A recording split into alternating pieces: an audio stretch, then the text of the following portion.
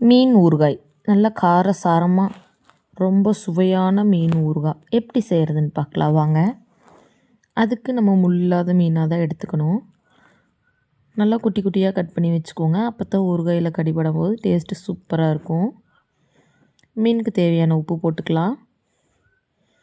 1/4 teaspoon மஞ்சள் பொடி, 1 teaspoon தனி மிளகாய் தூள், 1 ஸ்பூன் எண்ணெய் எல்லாம் ஊற்றி நல்லா கலக்கி கொடுத்துக்கலாம். நம்ம எண்ணெய் ஊற்றி கிளறி கொடுக்கும்போது பாத்திரத்தில் ஒட்டாமல் மசாலாலாம் பிரிஞ்சு வராமல் இருக்கும். ஒரு 10 நிமிஷம் ஊறட்டும். அதுக்குள்ளே நம்ம எண்ணெய் காய வச்சுக்கலாம். எண்ணெய் நல்லா 90% காய்ஞ்சதுக்கப்புறம் ஒன்று ஒன்றா போடுங்க. குட்டை போட்டிங்கன்னா அப்படியே பிடிச்சிக்கும், உதிரி உதிரியாக வராது. அப்படியே தனித்தனியாக விட்டு கொடுங்க. நான் இன்றைக்கி 1/4 கிலோ அளவு தான் எடுத்துருக்கிறதுனால ஒரே ரவுண்டில் போட்டு எடுத்துக்கிறேன்.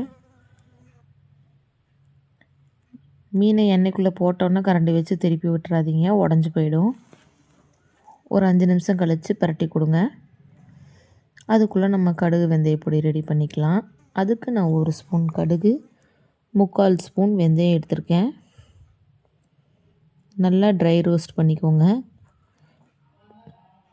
கரிஞ்சிடவும் கூடாது. நல்லா கடுகு வெடித்து பொடிச்சு வரணும், அந்தளவுக்கு வறுத்துக்கோங்க. வறுத்ததை இப்போ ஆற வச்சிடலாம்.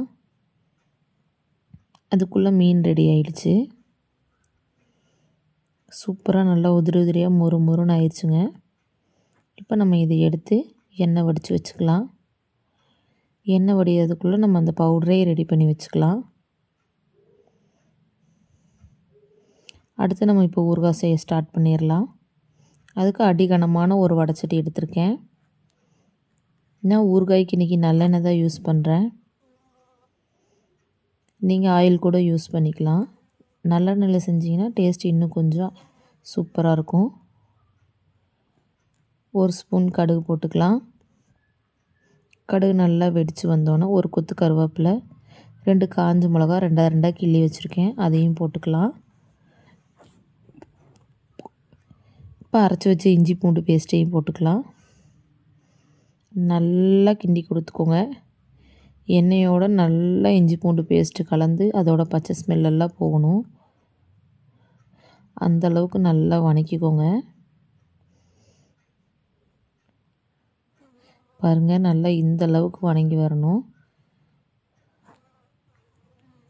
இப்போ இந்த டைமில் நான் ஒரே ஒரு தக்காளி அரைச்சி வச்சுருக்கேன்,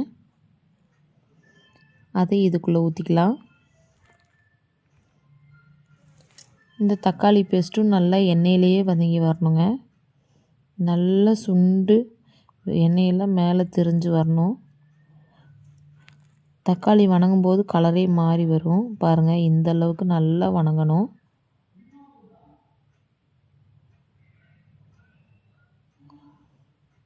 இந்த டைமில் 1 ஸ்பூன் தனி மிளகாய் தூள் போட்டுக்கலாம்.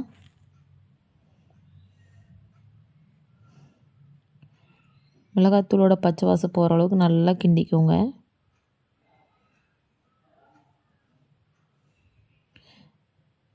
பாருங்கள், இந்த அளவுக்கு நல்லா எண்ணெய் திரிஞ்சு வரணும்.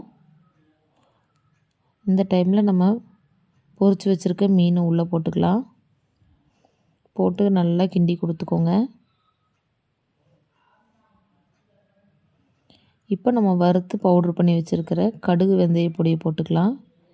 நான் கொஞ்சம் எக்ஸ்ட்ரா அரைச்சிட்டேன், அதனால் 1 ஸ்பூன் அளவு மட்டும் போடுறேன். இந்த டைமில் வினிகர் தாங்க ஊற்றணும். நான் ரொம்ப நாள் வைக்க மாட்டேன், ஜஸ்ட்டு ஒரு 2 and 3 டேஸில் முடிச்சிடுவேன். அதனால் லெமன் ஜூஸ் சேர்த்துக்கிறேன். நம்ம மீன் பொரிக்கும் போதே உப்பு போட்டிருக்கோம், அதனால் ஊறுகாய்க்கு தேவையான உப்பு மட்டும் போட்டுக்கோங்க.